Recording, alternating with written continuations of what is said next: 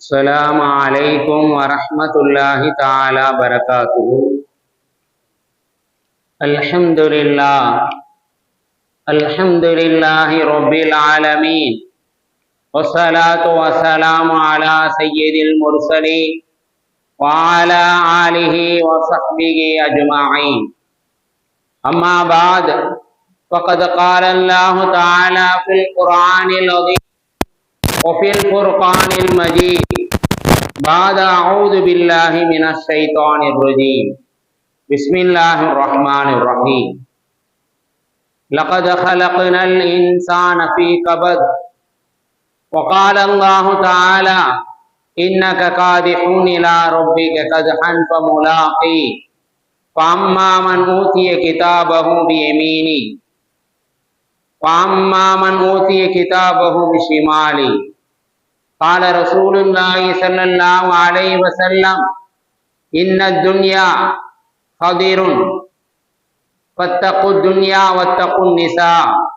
وقال عليه الصلاة والسلام صدق الله العلي العظيم وصدق رسول النبي الكريم ونحن على ذلك من الشاهدين والشاكرين. எல்லாம் வல்ல அல்லாஹ்வின் அருளும் மேலான கருணையும் நாம் அனைவர்கள் மீதும் வந்து சேரட்டுமாக.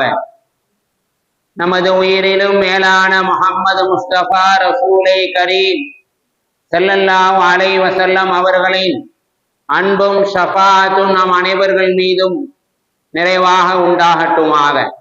நமது மனைவி மக்கள், நமது உற்றார் உறவினர், உலகத்தில் உள்ள முஸ்லிமான முஃமினான ஆண் பெண் அனைவர்களுக்கும் அல்லாஹ் உடல் சுகத்தை நிரந்தரமாக நசீபாக்கி தருவானாக.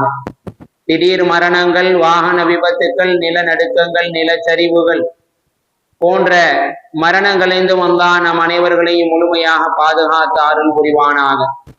மருத்துவமனை கஷ்டங்கள், மருத்துவமனை செலவுகள் இருந்தும் அல்லாஹ் நம் அனைவர்களையும் நிரந்தரமாக பாதுகாத்து அருள் புரிவானாக. இன்று துவா செய்தவனாக என்னுடைய உரையை ஆரம்பம் செய்கிறேன். கண்ணியத்திற்கும் பெரும் மதிப்பிற்குரிய அல்லாஹ்வின் நல்லடியார்களே, இஸ்லாமிய பெருமக்களே, ஒரு மூமினுடைய வாழ்க்கையிலே உலகத்திலே சிரமங்கள், கஷ்டங்கள், போராட்டங்கள் இவைகள் எல்லாம் நிறைந்ததுதான் மனிதனுடைய வாழ்க்கையாக இருக்கின்றது. நாளை மறுமை நாளிலே மனிதன் வெற்றி அடைய வேண்டும் என்றால் அவ்வளவு எளிதாக வெற்றி அடைய முடியாது. அல்லாஹ் குர்ஆனிலே சொல்லி காட்டுகிறான், லகத் ஹலக்னல் இன்சான ஃபீ கபத், மனிதனை நாம் கஷ்டங்களில் மூழ்கியவனாகவே படைத்திருக்கின்றோம். அல்லாஹ்வை சந்திக்கிற வரை மனிதன் கஷ்டங்களையும் சிரமங்களையும் போராட்டங்களையும் எல்லாவற்றையும் மனிதன் உலகத்திலே அவ்வப்போது சந்தித்து கொண்டே இருக்க வேண்டும் என்பதை அல்லாஹ் தன்னுடைய திருமறையிலே சொல்லி காட்டுகின்றான். நாளை மறுமை நாளிலே ஒரு மனிதன் சுவனத்திலே நுழைய வேண்டும் என்றால், நாளை மறுமை நாளிலே அல்லாஹ்வுடைய அந்த நெருக்கம் அவனுக்கு கிடைக்க வேண்டும் என்றால் எளிதாக கிடைத்திட முடியாது. அந்த சுவனத்திலே நுழைய வேண்டும் என்றாலும் சரி, அல்லாஹ்வுடைய நெருக்கம் ஒரு மனிதனுக்கு கிடைக்க வேண்டும் என்றாலும் சரி, உலகத்திலே அவ்வப்போது ஏற்படக்கூடிய சோதனைகள், கஷ்டங்கள், சிரமங்கள், சில போராட்டங்கள் எல்லாவற்றையும் அந்த மனிதன் அனுபவித்தால்தான் அந்த சுகத்தை, அந்த சுவனத்தை அவன் பெற முடியும் என்பதை அல்லாஹ் தன்னுடைய திருமறையிலே சொல்லி காட்டுகிறான். லகத் ஹலக்னல் இன்சான ஃபீ கபத், மனிதனை நாம் கஷ்டங்களில் மூழ்கியவனாகவே படைத்திருக்கின்றோம். அல்லாஹ் தன்னுடைய திருமறையிலே சொல்லுவான் இன்னொரு இடத்திலே, இன்னக காதிஹுன் இலா ரப்பிக கதஹன் ஃபமுலாகி, அல்லாஹ்வை சந்திக்கிற வரை ஒரு கஷ்டத்திற்கு பிறகு இன்னொரு கஷ்டம் மனிதனுக்கு வந்து கொண்டே இருக்கும். தொடர்ச்சியாக ஒரு கஷ்டம் அங்கே முடியக்கூடிய தருவாயில இருக்கும், இன்னொரு கஷ்டம் அவனுக்கு வந்து கொண்டே இருக்கும். ஆக கஷ்டங்களும் சிரமங்களும் அவ்வப்போது வந்து கொண்டே இருக்கும், அதிலே முடிவு இருக்காது. அந்த கஷ்டங்களையும் சிரமங்களையும் மனிதன் அனுபவிக்க அனுபவிக்க நாளை மறுமை நாளிலே சிறந்த இடங்களை, சிறந்த தரஜாக்களை அவன் பெற்றுக்கொள்வான் என்பதை அல்லாஹ் தன்னுடைய திருமறையிலே சொல்லி காட்டுகின்றான். பெருமக்களே, அல்லாஹ் உலகத்திலே இந்த மனித சமூகத்திற்கு, இந்த மனிதனுக்கு 4 எதிரிகளை வைத்திருக்கின்றான். அந்த 4 எதிரிகளை யார் வெல்வார்களோ, அந்த 4 எதிரிகளை யார் தூக்கி எறிவார்களோ அவர்களுக்கு அல்லாஹ்விடத்திலே எல்லா விதமான பாக்கியங்களும் நேமத்துக்களும் கிடைத்துவிடும் என்பதிலே எவ்வித சந்தேகமும் இல்லை. அந்த 4 எதிரிகள் என்பதை யார் என்பதை அல்லாஹ் தன்னுடைய திருமறையிலே சொல்லுவான். ஒரு மனிதன் சுவனத்திலே அவன் செல்ல முடியும். சுவன பாதை என்பதே அவ்வளவு எளிதாக மனிதனுக்கு கிடைத்து விடாது. சுவனத்திலே அவன் நுழைய வேண்டும், சுவனத்திற்கு அவன் நெருங்க வேண்டும் என்றால் அவன் எளிதாக நுழைந்திட முடியாது. ஏனென்றால் வரலாற்றிலே நாம் பார்க்கின்ற பொழுது உலகத்திலே எத்தனையோ நபிமார்கள் உலகத்திலே வந்தார்கள். இந்த சமுதாயத்துக்கு மத்தியிலே பிரச்சாரம், தீனுடைய பிரச்சாரத்தை செய்தார்கள். அந்த தீனுடைய பிரச்சாரத்தால் எத்தனையோ நபிமார்கள் கஷ்டப்பட்டார்கள், சிரமப்பட்டார்கள். சிரமத்திற்கு பிறகு, கஷ்டத்துக்கு பிறகுதான் அந்த நபிமார்களுக்கு விமோசனம் கிடைத்தது, அவர்களுக்கு அல்லாஹ்வுடைய நெருக்கம் கிடைத்தது என்பதை நாம் ஹதீஸிலே காண முடிகின்றது. சொர்க்கம் செல்வது லேசான ஒரு காரியம் என்றால் எத்தனையோ நபிமார்கள் என்ன செய்திருக்கலாம், கஷ்டப்படாமல் சுவனம் சென்றிருக்கலாம். சுவனம் கிடைப்பது, அல்லாஹ்வுடைய நெருக்கம் கிடைப்பது எளிதான காரியம், லேசான காரியம் என்றால் எத்தனையோ நபிமார்கள் உலகத்திலே வாழ்கின்ற பொழுது அவர்கள் கஷ்டப்படாமல் இருந்திருக்கலாம், சிரமப்படாமல் இருந்திருக்கலாம். ஆனால் எந்த நபிமார்களும் உலகத்திலே கஷ்டப்படாமல் உலகத்திலே இல்லவே. எல்லா நபிமார்களும், ஒரு நபி ஹதீஸிலே வருகிறது, ஒரு நபி கஷ்டப்பட்டு அழுது அவருக்கு புலம்பல் என்ற பெயரே வைக்கப்பட்டது. நூகு என்ற பெயர் வந்தது. நூகு என்றால் என்ன அர்த்தம் என்றால் புலம்பக்கூடியவர். அழுது கஷ்டங்களை அனுபவித்து அவர் புலம்பியதின் காரணமாக அவருக்கு நூகு என்பதாக பெயர் வைக்கப்பட்டது. 950 வருடங்கள் உலகத்திலே அவர்கள் சிரமப்பட்டார்கள். இந்த தீனுக்காக, இந்த மார்க்கத்திற்காக, எப்படியாவது மக்கள் இந்த மார்க்கத்தின்படி உலகத்திலே வாழ வேண்டும் என்ற ஒரு நோக்கத்திலே சிரமப்பட்டார்கள். 950 வருடங்கள் தாவாவுடைய பணி செய்தார்கள். ஆனால் வெறுமன 80 மக்கள் தான் ஈமான் கொண்டார்கள். 80 மக்கள் தான் ஈமான் கொண்டார்கள். கஷ்டப்பட்டார்கள், சிரமப்பட்டார்கள். கஷ்டத்திற்கு மேல் கஷ்டம் வந்தது. ஏனென்றால் மனிதனை கஷ்டத்தில் மூழ்கியவனாகத்தான் மனிதனை படைத்திருக்கிறேன். ஒரு கஷ்டம் வந்த பிறகு இன்னொரு கஷ்டம் அவனை நோக்கி வரும் என்பதை அல்லாஹ் தன்னுடைய திருமறையை சொல்லி காட்டுகிறார். நல்லடியார்களை, செய்தினா இப்ராஹிம் அலைஹிஸ்ஸலாம் அவர்களை எதிரிகள் நெருப்பு குண்டத்திலே தூக்கி போட்டார்கள். கலீலுல்லா என்ற பெயரை பெற்றவர்கள் யஹ்யா அலைஹிஸ்ஸலாம் அவர்களுடைய உடல் 2ஆக பிளக்கப்பட்டது. பெருமானார் ஸல்லல்லாஹு அலைஹி வஸல்லம், முஹம்மது ஸல்லல்லாஹு அலைஹி வஸல்லம் பல் ஒரு போரிலே அவர்களுடைய பல் ஷஹீதாக்கப்பட்டது. இப்படி ஒவ்வொரு நபிமார்களும் சோதிக்கப்பட்டார்கள், ஒவ்வொரு நபிமார்களும் கஷ்டப்பட்டார்கள் என்பதை அல்லாஹ் தன்னுடைய திருமறையிலே சொல்லி காட்டுகிறான். வலகத் கதப்னல் லதீன மின் கப்லிஹிம், உங்களுக்கு முன்னால் உள்ளவர்களையும் நாம் சோதித்து இருக்கிறோம். எதற்கு சோதிக்கிறோம்? ஏன் அல்லாஹு தஆலா சோதிக்கிறான்? ஏன் இவ்வளவு சிரமங்களை மனித சமூகத்திற்கு கொடுக்கிறான்? ஏன் இவ்வளவு கஷ்டங்களை கொடுக்கிறான்? அல்லாஹ் தன்னுடைய திருமறையிலே சொல்லி காட்டுவான். பல யாலமன்னல்லதீன ஸதகு, யார் உண்மையாளர்கள் என்று அறிய வேண்டும் என்ற நோக்கத்திலே மனிதர்களுக்கு நான் கஷ்டத்தை கொடுக்கிறேன். யார் உண்மையாளர்கள் என்பது நான் தெரிந்து கொள்ள வேண்டும் என்பதற்காகவே மனிதனுக்கு நான் கஷ்டத்தை கொடுக்கிறேன், சிரமத்தை கொடுக்கிறேன். அந்த சிரமத்தின் போது, கஷ்டத்தின் போது அவன் பொறுமை கொள்ள வேண்டும், அவன் அதை ஏற்று சகிப்புத்தன்மையோடு வாழ வேண்டும். ஆக யார் உண்மையாளர்கள், யார் சித்தீக்கீன்கள், யார் நல்ல மக்கள் என்பதை சோதிப்பதற்காக நான் கஷ்டத்தை கொடுக்கிறேன் என்பதை அல்லாஹ் தன்னுடைய திருமறையிலே சொல்லி காட்டுகிறான். இன்னும் சொல்வான், பல யாலமன்னல் காதிபி, யார் உலகத்திலே பொய்யர்கள் என்பதை நான் விளங்கிக் கொள்ள வேண்டும். உலகத்திலே யார் பொய்யான வாழ்க்கையை வாழ்ந்து கொண்டே இருக்கின்றார்கள் என்பதை அறிந்து கொள்ள வேண்டும் என்பதற்காகவே நான் மனிதர்களுக்கு கஷ்டங்களையும் சிரமங்களையும் அவ்வப்போது நான் கொடுத்து கொண்டே இருப்பேன் என்பதை அல்லாஹ் தன்னுடைய திருமறையிலே சொல்லி காட்டுகிறான். பெருமக்களே, உங்களுடைய ஈமான் தரமுள்ள ஈமானாக ஆக வேண்டும் என்று நீங்கள் எப்படி அறிய வேண்டும் என்றால், பெருமானார் ஸல்லல்லாஹு அலைஹி வஸல்லம் அவர்கள் சொல்கின்றார்கள், உங்களுடைய ஈமான் தரமான ஈமானா, சகாபாக்களுடைய ஈமானை போல் இருக்கிறதா? உங்களுடைய ஈமான் மிக ஒரு உயர்வான ஈமான் என்பதை நீங்கள் விளங்கிக் கொள்ள வேண்டும் என்றால் நாயகம் ஸல்லல்லாஹு அலைஹி வஸல்லம் அவர்கள் சொல்வார்கள், ஃபஜ்ருடைய தொழுகை உங்களுடைய வாழ்க்கையிலே இருக்கின்றதா? ஃபஜ்ருடைய தொழுகை உங்களுடைய வாழ்க்கையிலே இருக்கிறதா? நமக்கு கஷ்டங்கள் 4 ரூபத்திலே வரும். பெருமானார் ஸல்லல்லாஹு அலைஹி வஸல்லம் அவர்கள் சொன்னார்கள், உங்களுடைய வாழ்க்கையிலே ஃபஜ்ருடைய தொழுகை இருந்தால் உங்களுடைய ஈமானுடைய தரம் உயரும் என்பதை சொன்னார்கள். ஆனால் இன்று எத்தனையோ மக்கள் ஃபஜ்ருடைய தொழுகையை தவறவிட்டுக் கொண்டே இருக்கின்றார்கள். அதை பொடும்போக்காக நேரம் கடத்தி கொண்டே இருக்கின்றார்கள். அதனால் நம்முடைய வாழ்க்கையிலே முசீபத்துகளும் சோதனைகளும் கஷ்டங்களும் அவ்வப்போது வந்து கொண்டிருக்கின்றது. பெருமானார் ஸல்லல்லாஹு அலைஹி வஸல்லம் அவர்கள் சொன்ன நபிமொழி, உங்களுடைய ஈமானுடைய தரத்தை நீங்கள் தெரிந்து கொள்ள வேண்டும் என்றால் உங்களுடைய வாழ்க்கையில ஃபஜ்ருடைய தொழுகை இருக்கின்றதா? இருந்தால் உங்களுடைய ஈமானினுடைய தரம் உயரும், இல்லை என்றால் உங்களுடைய ஈமானின் தரம் குறையும் என்பதை பெருமானார் ஸல்லல்லாஹு அலைஹி வஸல்லம் அவர்கள் நமக்கு சொல்லி இருக்கின்றார்கள். பெருமக்களே, நமக்கு 4 ரூபத்திலே கஷ்டங்கள் வரும் என்பதாய் பெருமானார் ஸல்லல்லாஹு அலைஹி வஸல்லம் அவர்கள் சொன்னார்கள். 4 வழியாக வரும்.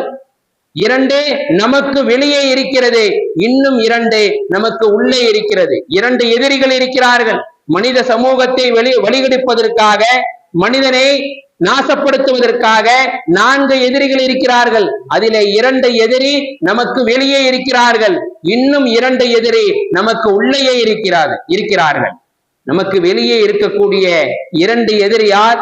ஷைத்தான். ஒன்றே ஷைத்தான், நம்மை வழிகெடுக்கக்கூடியவன், மனித சமூகத்தை நாசப்படுத்தக்கூடியவன்.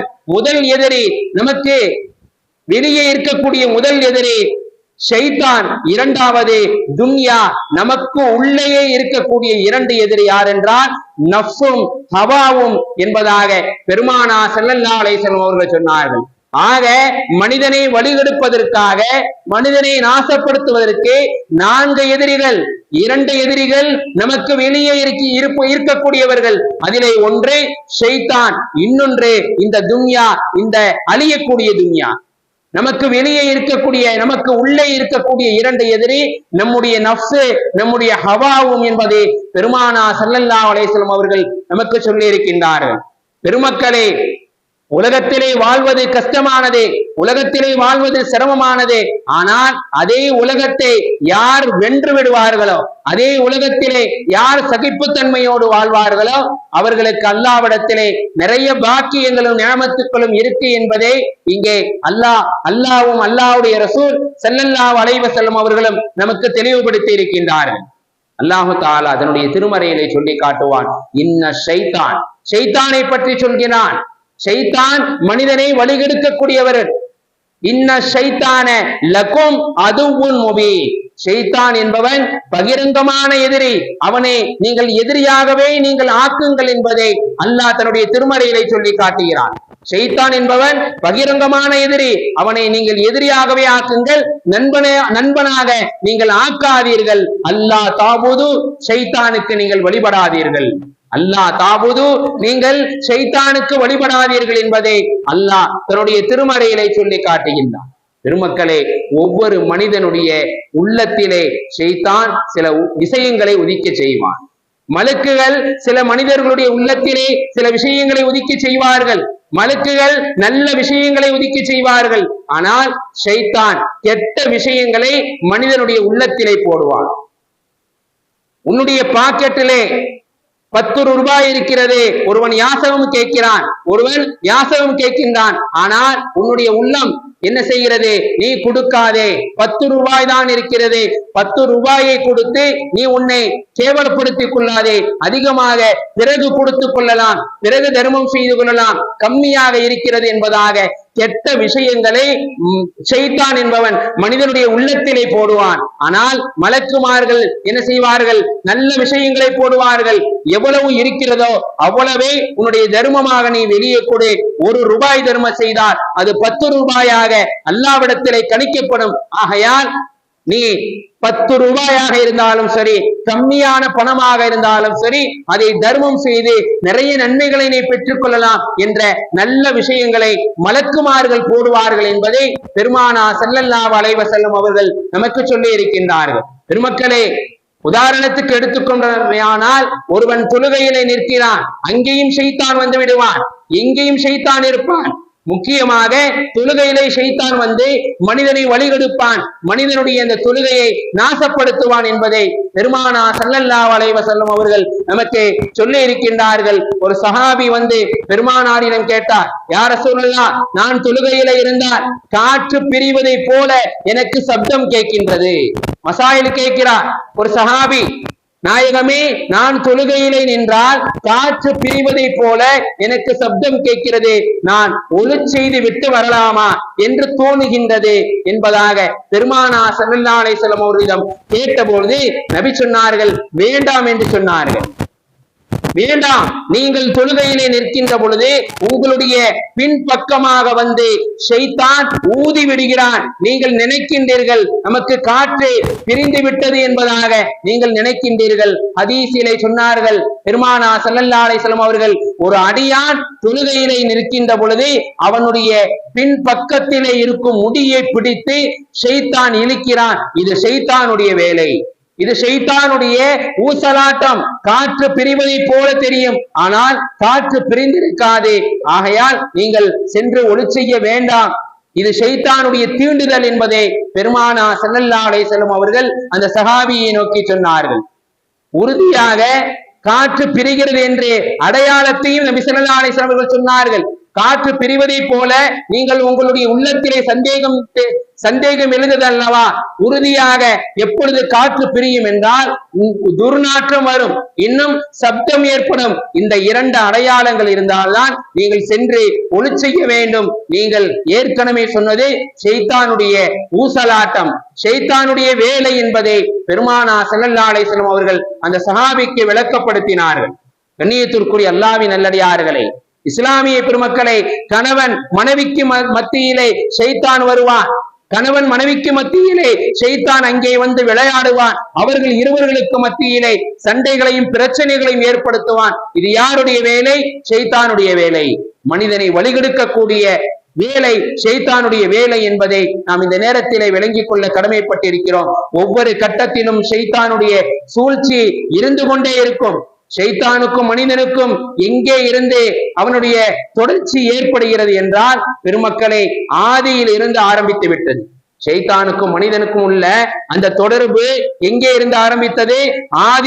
ஆதிபிதா ஆதம் அலைஹிஸ்ஸலாம் அவர்கள், நம்முடைய தந்தை சுவனத்திலே இருந்தார்கள், சுவனத்திலே உயர்ந்த தரஜாவிலே இருந்தார்கள். அங்கே இருந்து மனிதனுடைய அந்த ஷைத்தானுடைய அந்த தொடர்ச்சி ஆரம்பமாகிவிட்டது. அல்லாஹ் ஆதம் அலைஹிஸ்ஸலாம் அவர்களை படைத்து விட்டு உத்தரவிட்டான். மலக்குகளை பார்த்து சொன்னான், மலக்குகளை, நான் ஒரு மனித படைப்பை படைத்து விட்டு நீங்கள் சஜிதா செய்யுங்கள் என்பதாக உத்தரவிட்ட பொழுது எல்லா மலக்குகளும் சஜிதா செய்தார்கள். ஆனால் இல்லா இப்லீஸ் ஷைத்தான் மட்டும் சஜிதா செய்யவில்லை.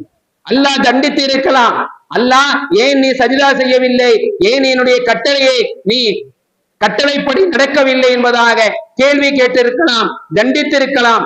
ஆனால் அல்லாஹ் ஷைத்தானுக்கு மதிப்பளித்து, காரணம் ஷைத்தான் மலக்குகளுக்கு மேலாக ஒரு அந்தஸ்திலே இருந்தான், அந்த ஷைத்தானுக்கு மதிப்பளித்து ஏன் நீ சஜிதா செய்யவில்லை, என்ன காரணம் என்பதாக ஷைத்தானை நோக்கி அல்லாஹ் கேட்ட பொழுது, அன கைரும் மின்னி, நான் ஆதமை விட உயர்ந்தவன், நான் நெருப்பால் படைக்கப்பட்டவன், ஆதம் மண்ணால் படைக்கப்பட்டவர், ஆகையால் நான் என்ன செய்ய முடியாது, சஜிதா செய்ய முடியாது என்பதாக அந்த நேரத்திலே ஷைத்தான் மறுத்தான். பெருமக்களே, அப்பொழுதுதான் அல்லாஹு தஆலா ஷைத்தானை அந்த சுவனத்திலே இருந்து வெளியே ஆக்கினான். பெருமக்களே, ஆதம் அலைஹிஸ்ஸலாம் அவர்களை கெடுத்து சுவனத்திலே இருந்து உலகத்திற்கு கொண்டு வரக்கூடிய காரணமாக கருத்தாவாக இருந்தது இந்த ஷைத்தான் தான். அந்த ஆதம் அலைஹிஸ்ஸலாம் அவர்களையும் கெடுத்து வழிகெடுத்தான் என்பதை நாம் குர்ஆனிலே காண முடிகின்றது.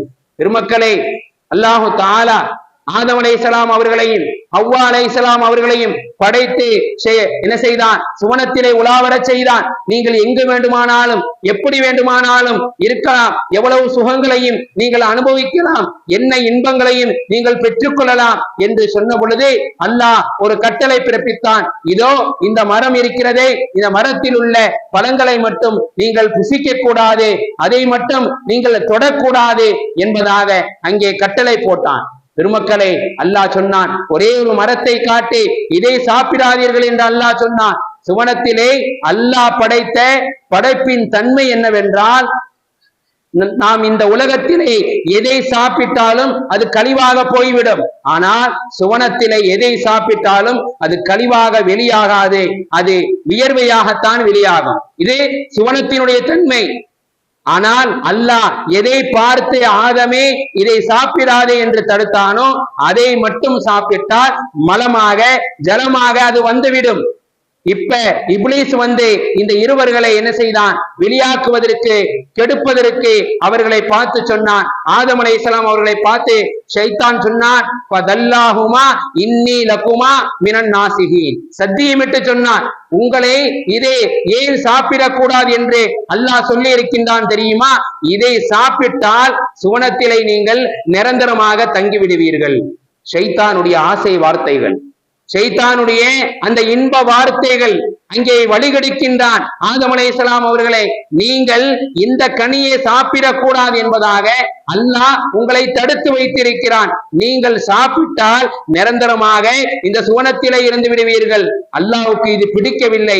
ஆகையால் நீங்கள் இதை சாப்பிடலாம், நிரந்தரமாக நீங்கள் சுவனத்திலே இருக்கலாம் என்பதாக ஆசை வார்த்தைகளை கூறி அங்கே ஆதமுடைய சந்ததியை ஷைத்தான் வழிகெடுத்தான். அதே போல என்ன செய்தார்கள்? அந்த கனியை சாப்பிட்டார்கள். பெருமக்களே, அந்த கனியை சாப்பிட்டால் மலம் வரும். மலம் கழிக்கக்கூடிய இடம் சுவனம் இல்லை. சுவனம் என்பது பரிசுத்தமான இடம். மற்ற எல்லா இன்பங்களையும் அனுபவித்தார், மற்ற எல்லா உணவுகளையும் சாப்பிட்டால் அது வியர்வையாக வரும். ஆனால் இந்த கனியை மட்டும் சாப்பிட்டால் மலம் வரும் என்பதாக அல்லாஹ் கூறியிருக்க, அதே போல ஆதம் அலைஹிஸ்ஸலாம் அவர்கள் அதை சாப்பிட்டார்கள். மலம் வருவதை போல இருந்தது.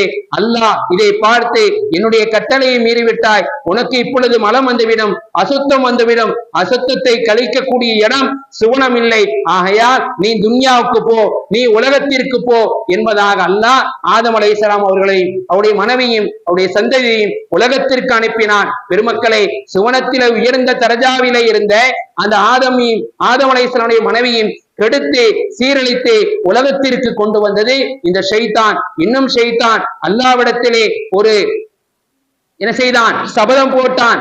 நான் மனித சமூகத்தை நான் கியாமத்து நாள் வரை வழிகெடுத்து கொண்டே இருப்பேன், அதற்கு எனக்கு நீ அனுமதி கொடுக்க வேண்டும் என்பதாக அல்லாஹ்விடம் கேட்டான். அல்லாஹ்வும் அனுமதி கொடுத்தான். என்னுடைய மக்கள், என்னுடைய அடியார்கள் மிகப்பெரிய தந்திரவாதிகள், உன்னுடைய அந்த மயக்கத்திற்கு மயங்க மாட்டார்கள் என்பதை அல்லாஹு தஆலா ஷைத்தானை பார்த்து சொன்னான். கண்ணியத்திற்குரிய அல்லாஹ்வின் நல்லடியார்களே, இஸ்லாமிய பெருமக்களே, இப்பேற்பட்ட எதிரியான மிகப்பெரிய எதிரி ஷைத்தானாக இருக்கின்றான். இந்த ஷைத்தானிடம் இருந்து நாம் அல்லாஹ்விடத்திலே பாதுகாப்பு தேட கடமைப்பட்டிருக்கின்றோம். ஒரே ஒரு தவறை அங்கே ஆதம் அலைஹிஸ்ஸலாம் அவர்கள் செய்தார்கள். ஆனால் 1000 தடவை அல்லாஹ்விடத்திலே தௌபா செய்தார்கள். அல்லாஹ்விடத்திலே மன்றாடினார்கள். யா அல்லாஹ், தெரியாமல் செய்துவிட்டேன், என்னை மன்னித்து விடு என்பதாக மன்றாடினார்கள். ஆனால் ஒரு நாளைக்கு 1000 பாவங்கள் செய்கின்றோம். ஆனால் நாம் சுவனத்தை ஆதரவு வைக்கிறோம். எத்தனையோ பாவங்களை செய்து கொண்டிருக்கின்றோம். ஆனால் யா அல்லாஹ், எனக்கு சுவனத்தை கொடுத்து விடு, எனக்கு உன்னுடைய நெருக்கத்தை கொடுத்து விடு என்பதாக அல்லாஹ்வை நோக்கி கேட்கின்றோம். பெருமக்களை, உலகத்திலே வாழ்வது கஷ்டமானது, உலகத்திலே வாழ்வது சிரமமானது. ஆனால் அந்த சிரமங்களையும் கஷ்டங்களையும் நாம் அனுபவிக்க வேண்டும், அதை ஏற்றுக்கொள்ள வேண்டும். அதன் மூலமாக அல்லாஹ் நிறைய நன்மைகளை நமக்கு வைத்திருக்கின்றான். பெருமக்களை, பெருமானார் ஸல்லல்லாஹு அலைஹி வஸல்லம் அவர்கள் சொன்னார்கள், எந்த அளவுக்கு ஷைத்தானை விட்டும் நாம் விலகி இருக்க வேண்டும் என்றால், உமர் ரலியல்லாஹு தஆலா அவர்கள் ஒரு பாதை வழியாக நடந்தால் ஷைத்தான் இன்னொரு பாதையாக செல்வானா.